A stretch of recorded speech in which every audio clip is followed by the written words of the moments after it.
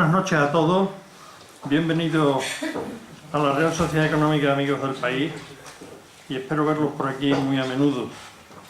Hoy debiéramos asistir a una conferencia formal de apertura del curso 2018-2019, pero las proposiciones de nuestros socios nos han desbordado la programación que teníamos y ante la proposición de la sección de Historia, sin duda la más longeva que perdura en la actualidad, de conmemorar el 500 aniversario de la fundación del Real Convento de Santa Ana de Badajoz, decidimos que esta primera sesión de su ciclo fuera precisamente la primera conferencia del curso que estamos empezando.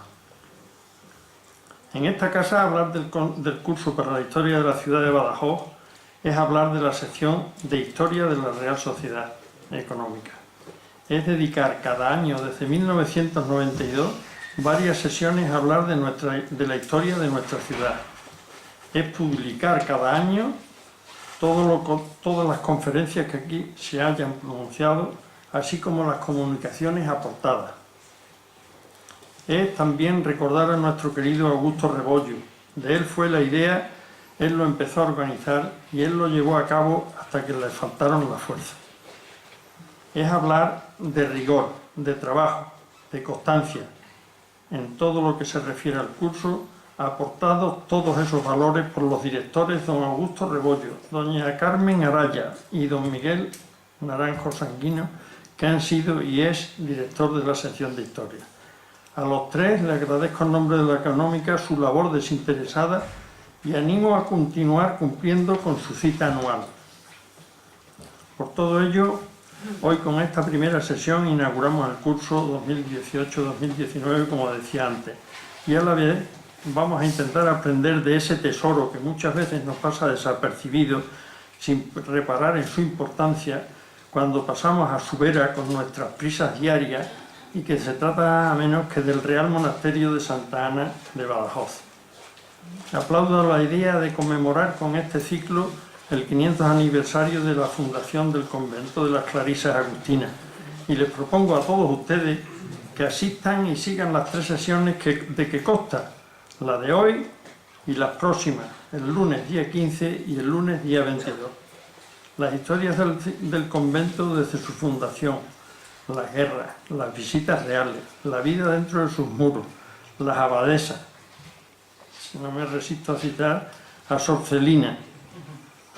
No solo aportan datos y versiones sobre la historia de nuestra ciudad, sino que a mí personalmente me parece una historia fascinante.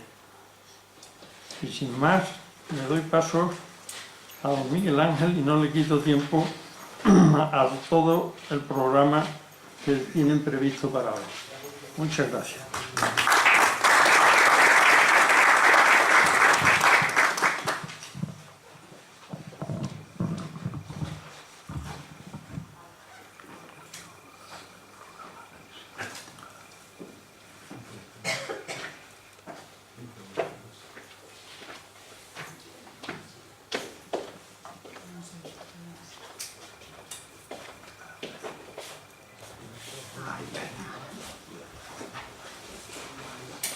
Buenas noches. Así es verdad. Que si no, no sé. Eso que tengo una voz potente. ¿Se me oye bien? Bueno, pues vamos a iniciar el ciclo de conferencias, ¿no? En honor, dijéramos, de los 500 años de pervivencia del convento Santa Ana de Badajoz. 500 años son muchos años, considerando que este convento ha tenido continuidad total a lo largo de la historia y solo en 12 ocasiones echaron a las pobres monjas, una en la Guerra de la Independencia durante 2 años creo, y otra le echaron brevemente unos días a principio de la Guerra Civil.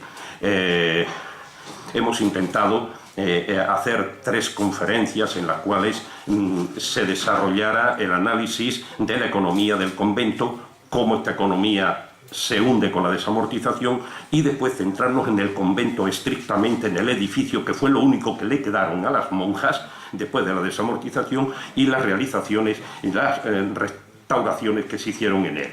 Hemos intentado en estas 3 conferencias que vengan personas que nos puedan decir cosas nuevas, que nos puedan decir cosas fruto de su investigación que todavía muchas de ellas no han publicado, es decir, que valga para algo, que sea algo nuevo, porque yo no soy muy partidario de los refritos y creo que en esta ocasión eso no existe. También les doy ya las gracias a los tres conferenciantes por su dedicación absolutamente desinteresada. Y, naturalmente, tengo que empezar dando las gracias a don Fernando Rubio García, director del archivo de la Diputación de Badajoz, que junto con doña Soledad Amaro Pacheco, una de las técnicos y demás del archivo, han tenido la amabilidad de venir a abrir un poco estas jornadas y contarnos algo extraordinario para los investigadores. Miren ustedes, con Fernando y demás pues he compartido historias graciosas, pero a veces terribles allí en los archivos. Y miren, en el archivo de la Diputación Provincial, desde que yo entré a lo que es actualmente, cualquier parecido es pura casualidad. Como decía el otro, no le reconocen ni la madre que le trajo. De verdad. Primero se trasladó, ahora está en un sitio cómodo donde se puede consultar y sobre todo ha habido una labor tremenda de digitalización, de fichado de la documentación, que para los investigadores ha sido realmente extraordinario. No meterse allí en el archivo a ver qué encontraba. Y sobre todo ya la repera marinera, el meterte a las 4 de la madrugada y decir, bueno, pues ahora yo voy a ver documentación del archivo, meterte en el internet, darle y te sale allí lo que tú quieras. No tienes ni que pasar por el archivo. Lo cual también para ellos, no sé, pero para los investigadores, desde luego, es una maravilla. Queríamos que estuvieran aquí como un homenaje a su gran labor y también a la gran labor que han hecho con la documentación que constaba en su archivo del convento de Santa Ana y que Juan Becerra, el conferenciante, bien nos podrá hablar porque él sí que sabe del tema. En esta jornada pues el conferenciante va a ser don Juan Becerra Torbisco, es un profesor investigador, después hablaré un poco de él, y va a hablar sobre la economía del convento de Santa Ana en la Edad Moderna, que ya saben ustedes que son pues 4 siglos. Desde su existencia hasta los procesos desamortizadores. Precisamente el lunes 15 de octubre pues, vendrá a darnos una conferencia don Manuel Rosso Díaz, también profesor e investigador, que nos hablará de los procesos desamortizadores en los cuales desapareció totalmente el convento de Santa Ana. Don Manuel Rosso Díaz es, junto con otros 2, dijéramos los 3 grandes investigadores de la desamortización que hay en la región de Extremadura. Grandes, solo esos 3. Él es uno de ellos. Es profesor de instituto. Y el último día, pues, el lunes, vendrá don Francisco Hipólito Ojalvo, que todos le conocen, magnífico arquitecto y restaurador, que nos contará de las modificaciones que recientemente, en los últimos 20 años, se ha hecho del convento, en el convento que fue lo único que le quedó a las monjas, el convento, y no entero, ¿verdad?, que le quitaron un cacho para pagar unos bajantes de canales que hubo que construir allí. Después, lo que sí intentaremos pues es a lo largo de noviembre hacer una visita guiada al convento de Santa Ana. Será uno de los 2 sábados por la tarde que tenemos apalabrados, ¿no?, o el día 10 o el día 17, dependiendo de unos ajustes y demás. Con ello pues intentaríamos cerrar este ciclo de conferencias. Naturalmente esto no se termina aquí, después con la presentación del tomo 13 de los apuntes para la historia de la ciudad de Badajoz, que se hará pues en noviembre posiblemente. Se incide también sobre esta temática del convento de Santa Ana, con lo cual yo pienso que el convento de Santa Ana va a quedar suficientemente investigado. Yo diría que entre los 4 o 5 conventos de la región mejor investigados que hay en estos momentos. Y nada más, le cedo la palabra a don Fernando y a doña Soledad. Muchas gracias.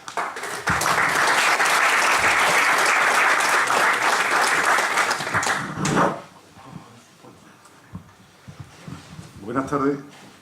En primer lugar, quería manifestar mi agradecimiento a la Real Sociedad Económica de Extremeña de Amigos del País por darme la oportunidad de acercarme a su sede, a una labor que nos trae mucho empeño, que es la de difusión de nuestros fondos documentales.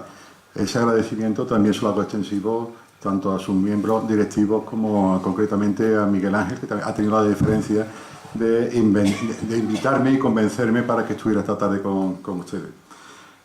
Además, ese agradecimiento también viene acompañado por el plano afectivo con el cual me une al hecho de la conmemoración del 500 aniversario de la fundación del convento de Santa Ana, con el cual me encuentro estrechamente unido desde el punto de vista de los afectos desde hace ya más de 30 años, y si se puede personificar en alguien, no cabe duda que no habría más remedio que visitar a Sor Celina, que ha sido ya mencionada en ese momento, que ha sido el alma de ese convento en los últimos 30 años, 40 años de su existencia, y gracias a la cual hoy en día el convento de Santa Ana tiene la prestancia para la ciudad de Badajoz que hoy tiene, y la importancia desde el punto de vista de su conocimiento histórico, por todas las facilidades y por la vocación estrecha que ha manifestado y de una manera muy apasionada hacia su propia historia. Ese afecto, además, me conmueve en cierta parte, porque junto con una común amigo de todos nosotros, Carmen Araya, tuvimos ocasión de iniciar, de instar en su momento la declaración del convento como bien de interés cultural ante la Junta de Extremadura, cosa que algunos años después se consiguió. Y desde aquellos inicios mantenemos esa estrecha amistad y unión, tanto Carmen como yo, con esa fundación. También quiero agradecer la oportunidad que se me brinda por estar acompañado de Miguel Ángel y el conferenciante Juan Becerra en esta tarde, que fueron de los primeros investigadores que conocí en mi carrera profesional, y prácticamente nuestros inicios profesionales, tanto desde el punto de vista de investigación como la mía desde el punto de vista funcionario, con interés especial por atender a todo tipo de investigador y acercar la información de la mejor manera posible, nos viene uniendo nuestra amistad también ya hace más de 3 décadas, por lo cual también mi agradecimiento por tener esta oportunidad de acompañarlo. Y bueno, mi interés también, ya que nos facilitan eso y lo intentamos aprovechar en todas las ocasiones, es intentar difundir un poco el archivo provincial. El archivo provincial o archivo de la Diputación Provincial, no confundir con el archivo histórico provincial, cosa muy común entre los investigadores, incluso en las citas a pie de página y las referencias documentales. El Archivo Histórico Provincial, una institución dependiente y gestionada por la Junta de Extremadura, distinto del Archivo de la Diputación Provincial de Badajoz, o Archivo Provincial, que es conocido con ese nombre ya desde su fundación en el siglo XIX.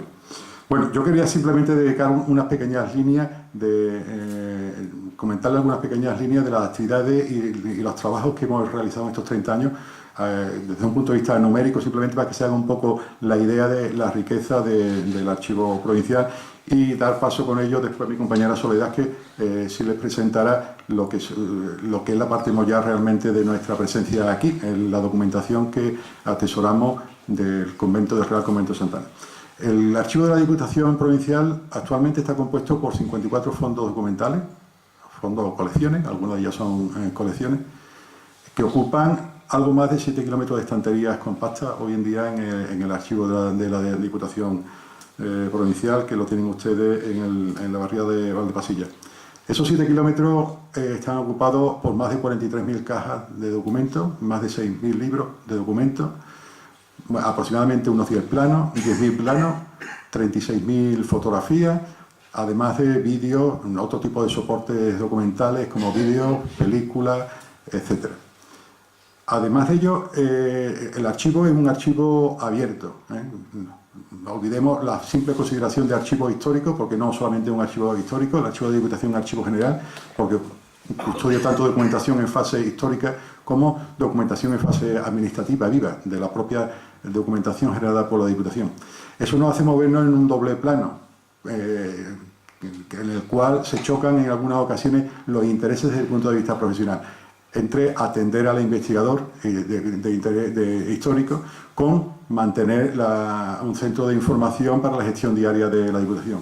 Y eso, sobre todo en estos últimos años, dentro de la revolución que se ha implantado en los archivos con la llegada de la administración electrónica. Hoy nos encontramos en una coyuntura difícil, complicada, que multiplica nuestro esfuerzo dirigido precisamente a la puesta en marcha de acercar la administración y la documentación que gestiona y atesora la administración al ciudadano para tenerlo lo más próximo posible. Ahí hoy en día, desgraciadamente, van mucho de nuestros esfuerzos, de ahí que la parte histórica podemos abordarla hoy en día con cuentagotas. En cualquier caso, decirles que de esos 54 fondos documentales, hoy en día nos podemos encontrar documentación que van desde finales del siglo XV hasta el año pasado, hasta el año 2017. Tenemos documentación. Además, el archivo cuenta con una biblioteca auxiliar a nuestra gestión, que está formada por más de 8.000 volúmenes y 800 publicaciones seriadas. Y realizamos también una labor, desde el año 2001, una labor de asesoramiento y asistencia a los archivos municipales. Labor también fundamental que viene reflejado en el archivo digital que después le presentaremos. Hasta la fecha, nosotros hemos atendido ya 90 archivos municipales, de los cuales 65 los tenemos organizados y digitalizados en parte. No nos engañemos, todavía seguimos encontrando usuarios que dicen, a golpe de tecla puedo encontrar yo la documentación que me interesa. Nada más lejos de la realidad. Se va digitalizando la documentación que se puede ir describiendo y hoy en día no podemos permitir una descripción tan detallada como para que al golpe de tecla, a golpe de ratón, busquemos toda la información. Entre otras cosas, porque en documentación de carácter histórico es imposible como no se vuelva a teclear la documentación, porque no se puede pasar un reconocedor de caracteres, con lo cual la búsqueda sigue siendo todavía un poco tediosa. No como las que hacíamos en los años 60, 70, 80 o 90, pero sigue siendo todavía relativamente tediosa. O sea, el trabajo en los archivos sigue siendo de tiempo, de dedicación plena y no está todo a la vuelta de la esquina, desgraciadamente, hoy por hoy. En esa labor de asistencia a los archivos municipales, nosotros nos dividimos en una serie de tareas enfocadas hacia la constitución de depósitos de archivos municipales en el archivo provincial. Tenemos 15 archivos municipales de la provincia en nuestros depósitos. Y dirigimos también nuestra labor a cualquier tipo de información técnica requerido por el ayuntamiento con respecto a su ayuntamiento, tareas de digitalización, y este año hemos comenzado también unas tareas de restauración de patrimonio documental municipal que esperamos que el próximo año, con los nuevos presupuestos, se incremente sustancialmente y podamos abordar proyectos más ambiciosos. Desde el punto de vista de archivo digital, que es lo que nos interesa más hoy, hoy en día contamos con más de 1,5 millones de imágenes digitalizadas, de las cuales 1,5 millones, 2/3 partes, poco más de 1 millón de imágenes, hoy en día son consultables en la web de Diputación. Quien no lo conozca, resulta muy cómodo, como dice Miguel Ángel, cuando se tiene insomnio a las 4 de la mañana, no hay nada mejor que abrir la página web de la Diputación y buscar y recrearnos en la visión y la lectura de un patrimonio documental ciertamente relevante. De ese 1,5 millones de imágenes, hoy en día hemos alcanzado, afectan a 8 fondos documentales de carácter público, de ámbito de instituciones de carácter provincial. Afecta también a 73 archivos municipales, con los cuales pueden encontrar ustedes ya documentación de carácter histórico digitalizado, así como 2 colecciones privadas, una de ellas, la de Esteban Rodríguez Amaya, que es la que después nos va a detallar mi compañera Soledad.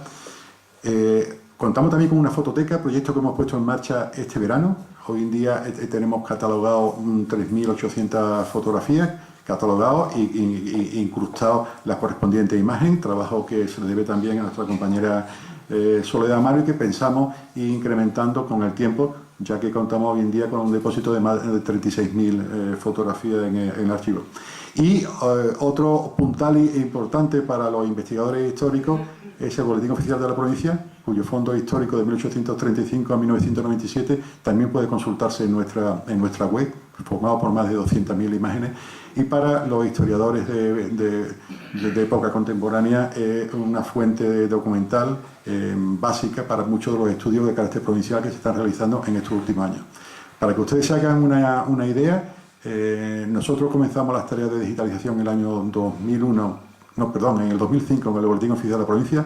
En el 2009 empezamos a digitalizar documentos del propio fondo de Diputación y colgarlos en la web, y la fototeca de este mismo año. Para que se hagan ustedes una idea, en este tiempo tenemos contabilizadas más de 280.000 visitas a la web de Diputación, al archivo digital. Y me refiero a visitas, no consultas. Consultas serían mucho más, porque lo único que contabilizamos son el acceso al archivo digital, ya sea para consultar un solo documento o para llevarse las noches de insomnio de Miguel Ángel consultando 6, 7, 15 o 20 documentos. Solamente contabilizamos la visita. Para que se hagan ustedes una idea, son 280.000 visitas las que tenemos contabilizadas a día de hoy. Y sin más, no quiero entretenerle porque estamos robando tiempo a Juan Becerra, que es el motivo básico de que todos nos estemos aquí reunidos.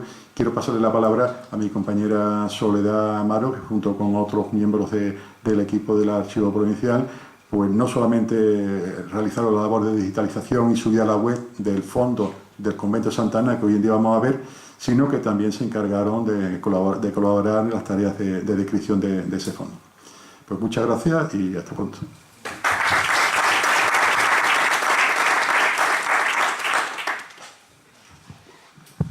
Hola, buenas tardes a todos.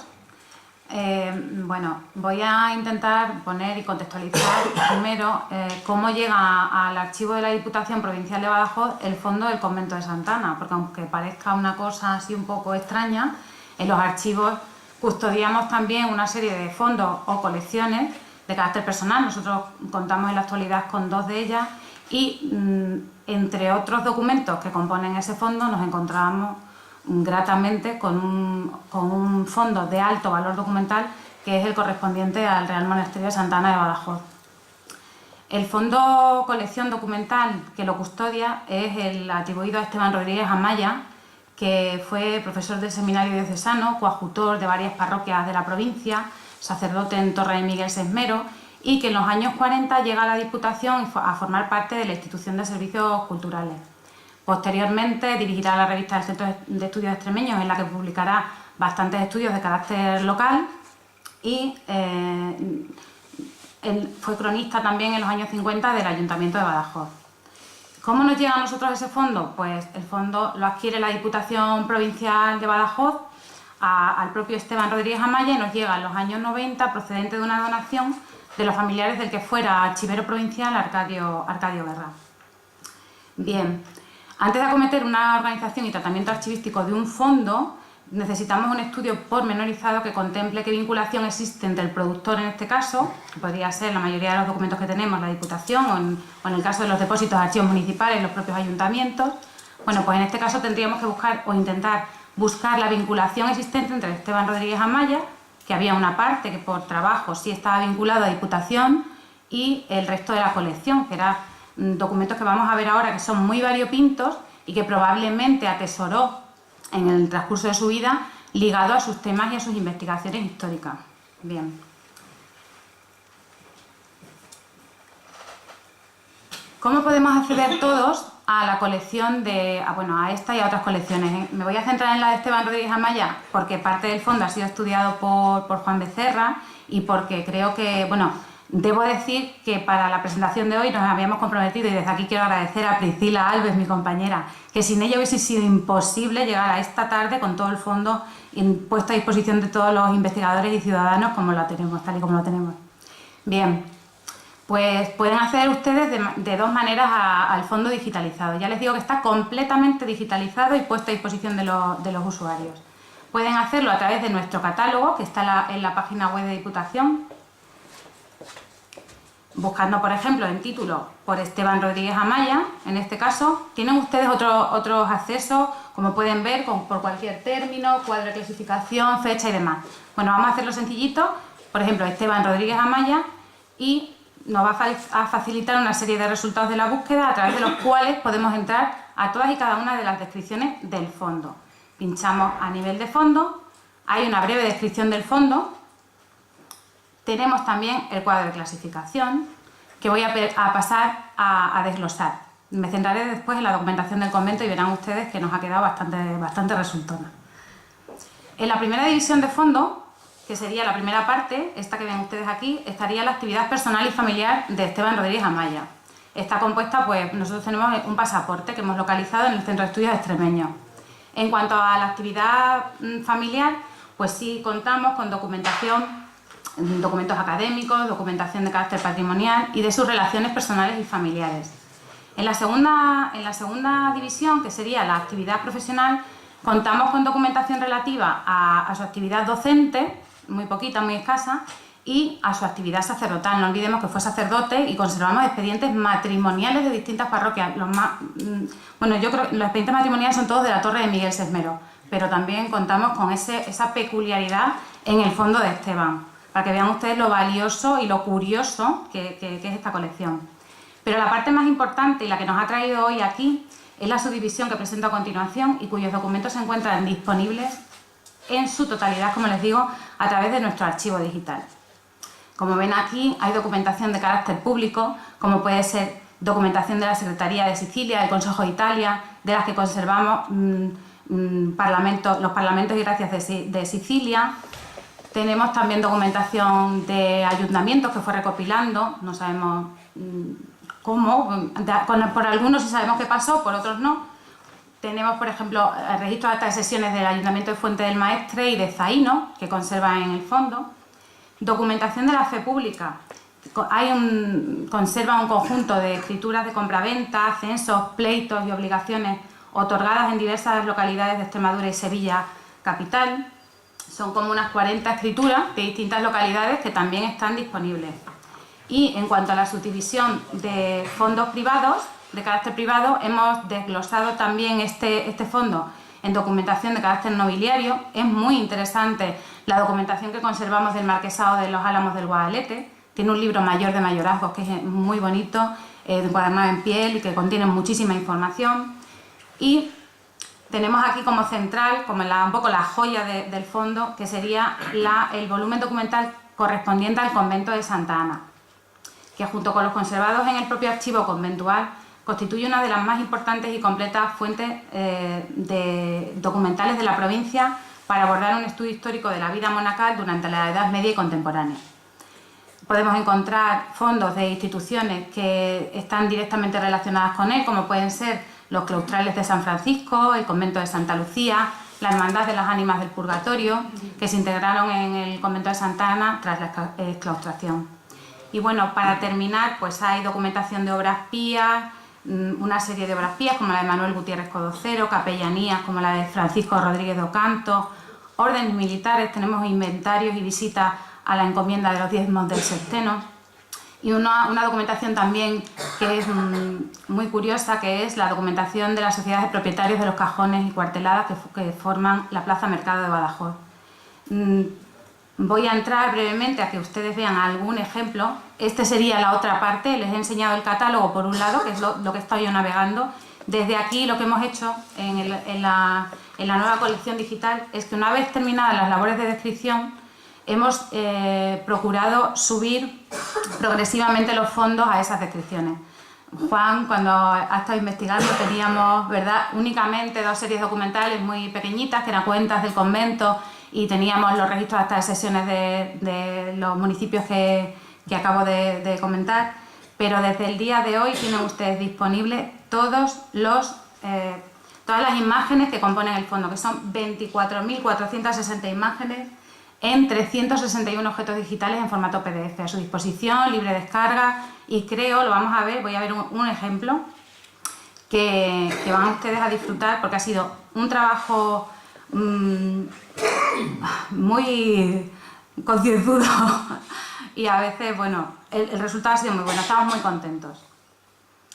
Como ven ustedes, lo que he ido haciendo es un poco de prisa. Les animo desde aquí a que entren sin ningún problema en el archivo digital, que si están ustedes navegando, salvo que sean las 4 de la mañana, que evidentemente no vamos a coger el teléfono, pero en horario de mañana pueden ustedes hacer una búsqueda y si tienen algún problema les guionizaremos nosotros la búsqueda, será guiada. O sea, entraremos uno de los técnicos del archivo con ustedes hasta que den con el documento, con la idea de que se puedan familiarizar con el fondo.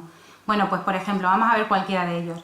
Pero en el caso del monasterio de Santa Ana, que tenemos la Administración de Bienes y Rentas, que nosotros hemos determinado una serie como adquisición y gestión de bienes, pues por ejemplo vamos a ver un título de propiedad de un censo. Ven ustedes que pinchado me voy otra vez al catálogo y en el catálogo tengo la descripción con todo el alcance y contenido que se lo debemos a Fernando Rubio, que hizo una labor de descripción aquí espectacular, y por supuestísimo su objeto digital que podrán descargar. Ya van a depender un poco de la velocidad del navegador en cuestión, pero que esperemos se cargue en breve y lo veamos.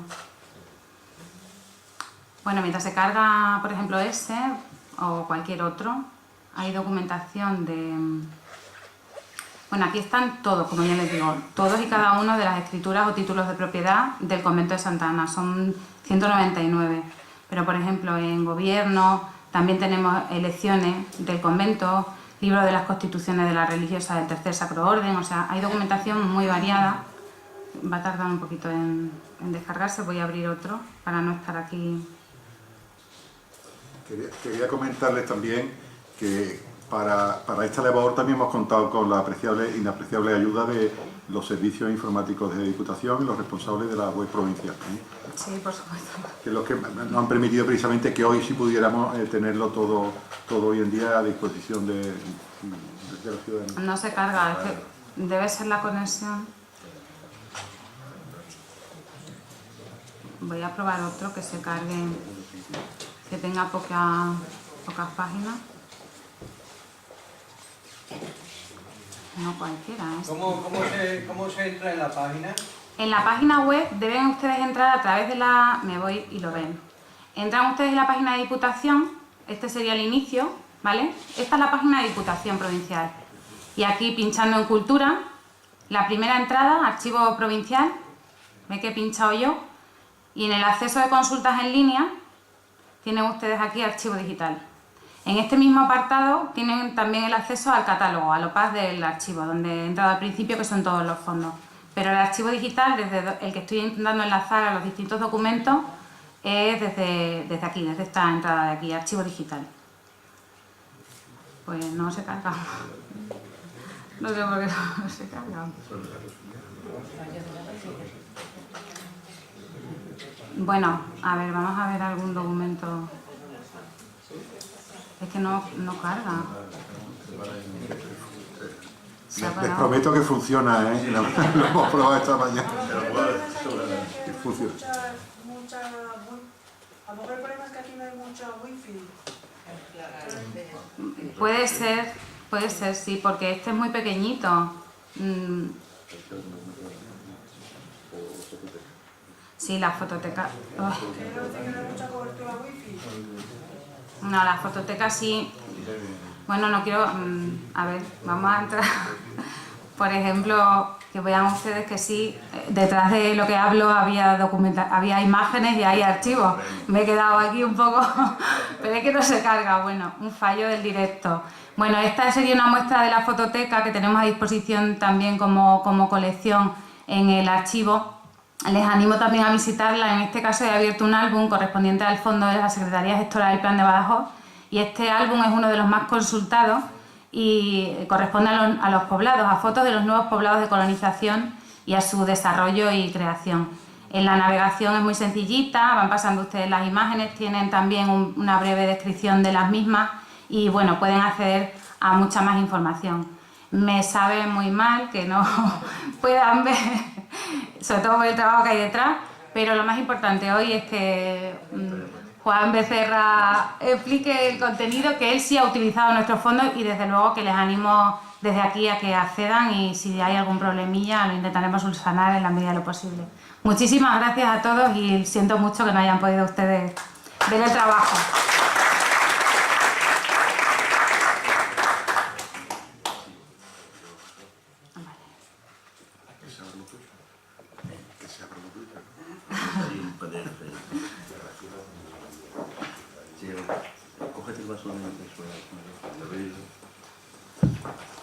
Bueno, mientras se prepara una breve referencia biográfica de Juan Becerra Torbisco, tardo 2 minutos, licenciado en Geografía e Historia, sección de Historia Moderna por la Universidad Complutense de Madrid.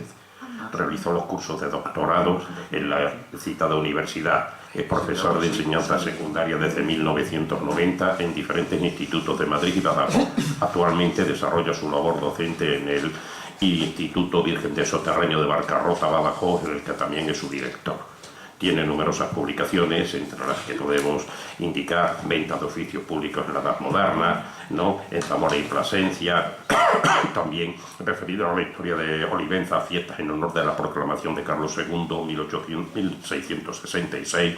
También ha trabajado Almendral y sus campanas en la Edad Moderna, el legado económico del arzobispo Martínez de Santa Fe en los siglos XVI y XIX. También ha publicado las cofradías del Ducado de Feria en la Edad Moderna y fuentes para el estudio de las relaciones entre Llerena y América en la Edad Moderna, los bienes de difuntos. También tiene Concordia para acceder al convento de Santa Ana de Badajoz, los bienes de los padres claustrales en el siglo XVII, y actualmente pues está centrado en los estudios sobre los conventos de Badajoz en la Edad Moderna. Así que pasamos a continuación a la exposición de don Juan Becerra. Muchas gracias y buenas noches a todos. Muchas gracias por su asistencia y a la Sociedad Económica de Amigos del País por invitarme a esta charla y a través de su asesor de historia, Miguel Ángel Naranjo, con quien nos une una amistad, como ya hemos dicho ellos, desde hace bastante tiempo. Y les puedo asegurar que eso funciona. Esta documentación, muy poca de ella ha sido sacada de ahí ahora, porque muchas de ellas la tengo de hace 30 años, que Fernando siempre me animaba a que por fin la publicara, pero los avatares del destino y todas esas cosas que ha dicho de pasar por los institutos, etcétera, ha hecho que no fuera posible. Pero aquí estamos entonces ya publicando. Lo último que publiqué fue en Llerena, eso que he dicho de la Concordia, que también está aquí y se puede ver perfectamente. Y ahora pues les voy a hablar a ustedes sobre la economía del convento de Santa Ana de Badajoz en la Edad Moderna. Una breve introducción, intentaré ser breve, ya sé que vamos un poco más de tiempo, pero podéis, abreviando, hablarles un poco del principio, ¿no? La fundación del convento de Santa Ana se hizo en 1518 y fue obra de doña Lorenzo de la Vega y Figueroa, hija natural de don Lorenzo Suárez de Figueroa. Había profesado antes en Santa Clara de Zafra, después fundó en Barcarrota y después estuvo en Fregenal como vicaria. Y de ahí pasó en 1518 a fundar el convento de Santa Ana de Badajoz para hacer una fundación de clarisas. Ya había aquí antes una fundación de clarisas, un convento de Santa Clara, pero había desaparecido desde 1504, se extinguió, desde 1506, perdón. El lugar elegido para esta fundación es el que ocupa actualmente, el de la plaza, al lado de la Plaza de la Soledad, antes Plaza del Príncipe, la manzana que está formada por las confluencias de calles Duque de San Germán, Conde de Carvajal y Santa Ana. El convento formaba parte al principio de la provincia franciscana de San Miguel, aunque durante el siglo XVI no siempre se ha hecho así, pues fue el Papa Pío V quien mandó reducir a los prelados a la observancia de los conventos de monjas, que estaban sujetos a los claustrales. Los claustrales eran una rama de los franciscanos que sí admitían las propiedades y los observantes no. Y a partir de ahí vendrá una serie de pleitos que darán lugar a que esos bienes de claustrales pasen a algunos conventos de clarisas. En concreto, el de Santa Ana pasarán, como veremos posteriormente. A pesar de ello, la misa la decían los padres agustinos, porque por estar más cerca del convento de San Agustín del de Santa Ana, que es lo de los franciscanos, pero la jurisdicción era franciscana. Esto tampoco era muy del agrado del señor obispo de Badajoz, pues era el único convento religiosa de la ciudad que no estaba bajo su jurisdicción. Intentó por todos los medios que así fuera, incluso el señuelo que puso primero fue que las rentas fueran para él, para el convento de Santa Ana, las rentas de los claustrales. Como no lo consiguió, se decantó por el de las descalzas, que también eran clarisas. Sin embargo, al final, en 1611, el arzobispo de Toledo, que era el designado por el Papa en España para adjudicar los bienes de claustrales, se lo concedió al convento de Santa Ana. La documentación que tenemos, que es bastante, como hemos dicho, en el archivo de la Diputación, y lo puedo testificar, es muy escasa para el siglo XVI. No solamente en el archivo de la Diputación, en todos los archivos de Badajoz. Es muy complicado encontrar documentación anterior. Incluso el de protocolos que han citado antes, el diocesano, el de la catedral, si hay algo más. Y nosotros tenemos esto basado en el convento de Santa Ana a través de una serie de pleitos del siglo XVII y XVIII que hacen referencia a... a algunas propiedades que tenían en el siglo XVI, pero que las conocemos con fuertes posteriores. Ahí tienen la Roza del Mimbrero, no solo hace gallo para no perder tiempo, ¿no? La Roza de los Almendros, etcétera, la Huerta de Juan Moreno. Son propiedades que van adquiriendo, hasta que en 1611 reciben el legado de los bienes de claustrales. Es una propiedad importante que tiene 129 rentas, entre censos, huertas, tierras de labor, olivares y dehesas. Estas propiedades estaban cargadas con una serie de misas que se decían en el convento de San Francisco. Y claro, en contrapartida, esas misas que dejaban los testamentarios para sus almas, por el bien de sus almas, tenían que seguir siendo dichas. Y entonces el convento de Santa Ana, al recibir este legado, lo que te va a hacer es tener que pagar de esas rentas un dinero al convento de San Francisco. En un principio, ahí he puesto una relación de las rentas y cómo van mermando poco a poco, según se van administrando, luego las veremos, y van pasando desde el siglo XVII hasta que desaparecen en el siglo XVIII, pues a 50, 59, 25, hasta que se empiezan a diluir en el convento de Santa Ana, ¿de acuerdo? A pesar de ello, siguen adquiriendo otras tierras que son de su propiedad, otros bienes rústicos y casas, etcétera, y sobre todo dehesas, la dehesa de la Gudiña, la dehesa de Malpica, la dehesa del Rabido, que la compran entera, la dehesa de la Bardoca, etcétera. Es decir, van a ir adquiriendo una serie de propiedades que, como saben ustedes, las monjas tenían una dote. La dote fijada por estos momentos en el convento de Santa Ana está en torno a los 800, 900 ducados, que son unos 8.800 o 9.900 reales de Bellón. Una de las fuentes más importantes para este momento, para el siglo XVII,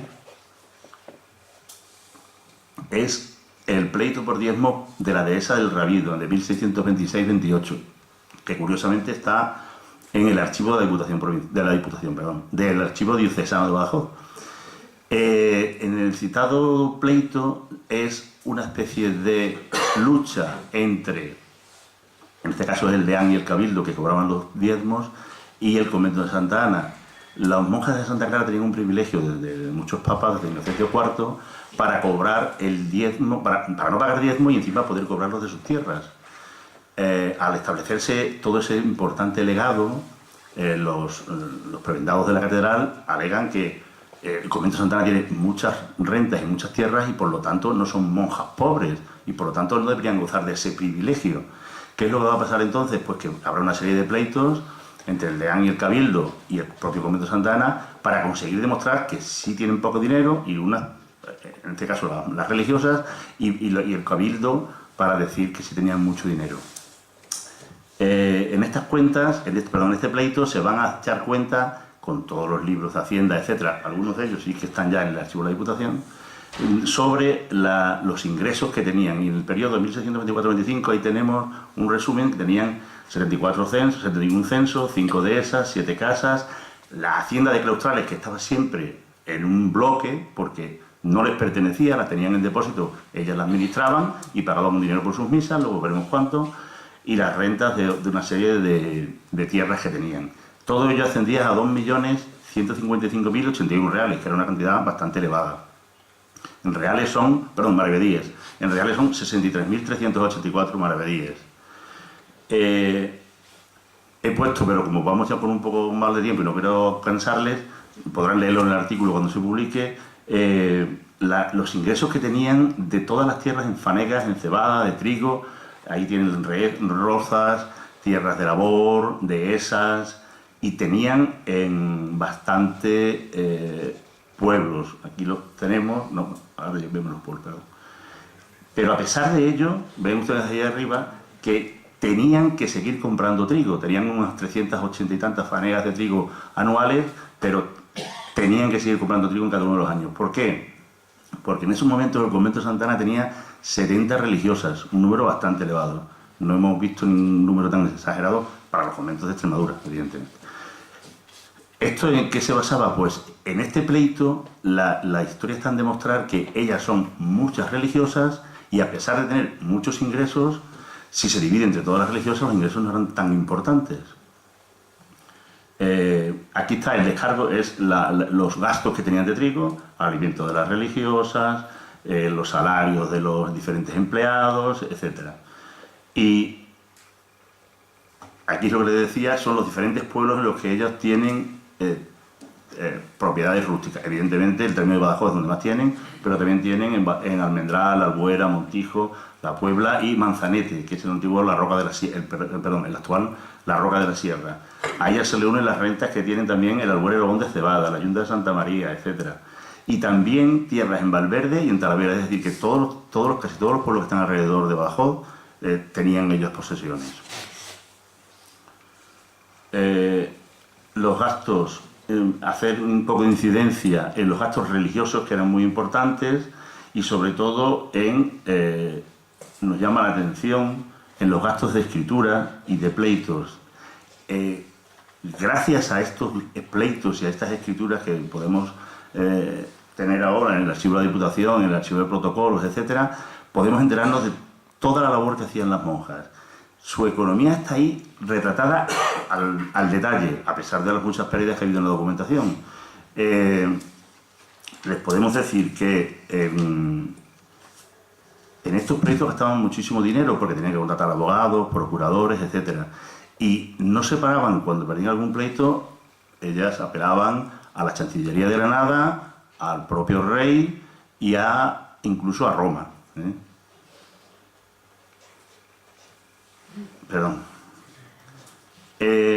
Otra de las cosas importantes que quería destacar es que en estas primeras cuentas, si se han dado ustedes cuenta, perdón, que lo he pasado muy deprisa porque estoy ya un poco con la prisa, los censos son muy importantes frente a 5 dehesas y 7 casas. ¿Esto qué significa? Que la impresión en censos consignativos, que era una especie de préstamos que hacían los conventos, las instituciones religiosas, en el siglo XVI tenía un interés del 7,14%. En el siglo XVII rentaban ya el 5%.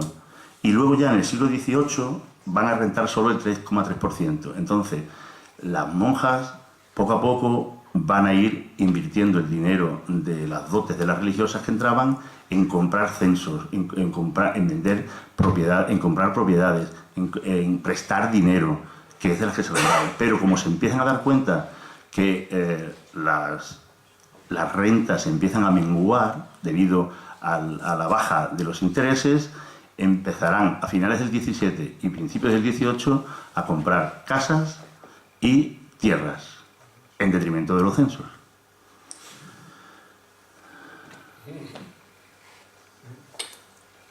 En este pleito también es muy interesante señalar que se incluyen las rentas de las monjas particulares.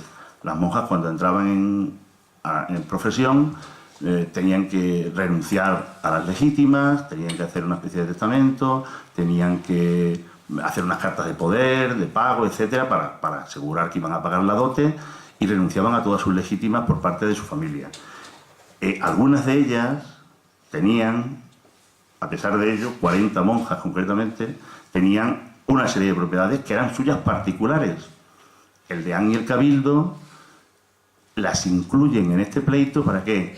Para que se vea que tienen mucho más dinero del que se dicen sus libros de cuentas.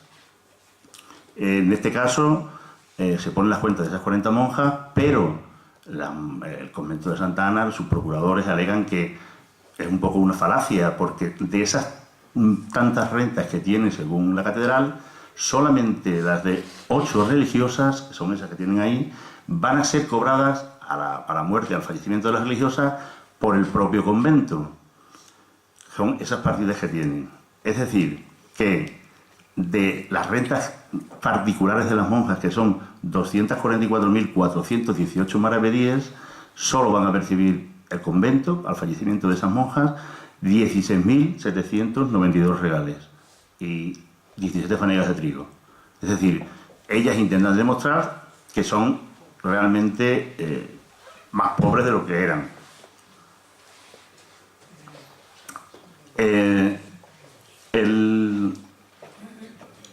La historia de los diezmos es que en los privilegios papales venía que se le concedía una licencia por cada monja de 35 ducados. Si realmente hay tantas monjas como se dice, pues dividir todo eso entre 70 monjas era mucho menos de 35 ducados, seguían siendo pobres. Pero si poseían, si no había tantas monjas, eso daba lugar a que aumentara la cantidad de dinero que tenían y por lo tanto deberían perder el privilegio, que es lo que decían el deán y el cabildo de la catedral. Entonces el convento de Santa Ana, como sigue acumulando propiedades, no solamente no paga el diezmo, que era un impuesto, sino que encima empieza a recaudarlo. Levanta el recelo de la catedral y pide en este pleito que se cuente el número de monjas, porque, ya digo, hay una especie aquí de quien puede coger más dinero para ver si podemos cobrar el diezmo o no. Y se